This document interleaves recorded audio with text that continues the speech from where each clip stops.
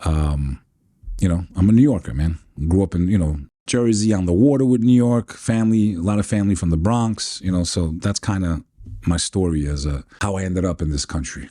What was your experience like growing up?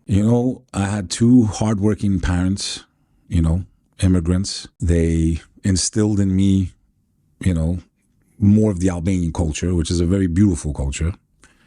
Islam does influence a lot of it, but Albanians are a very proud people. They're, regardless if they're Muslim or not, even Albanian Christians and Catholics and Orthodox, we all seem to have basically the same culture. So religion doesn't really play too much of a role in it in that sense, but very hospitable, very open your door, to your guest, your neighbor. Anyone that's ever been to an Albanian household, they know, very hospitable. You're going to leave beyond stuffed. They're not going to let you leave without eating and drinking tea and coffee and cakes and baklava, and they're going to, drive you nuts until you do it. They're going to force you to eat if you don't eat. So, which is the way you should treat a guest, and no offense to my Americans, man, but it's like, there's a big difference when you go to like other cultures, that are in America. Like, I've noticed this in the Arab culture.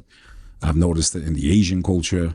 There's a big difference, I think, between that. And the American culture is more like, they're not really there to serve you for the most part, for the most part. It's more like you'd have to ask them, can I get a soda or something? Like, where in our cultures, they come out and just bring everything they got, to serve you something because you're the guest,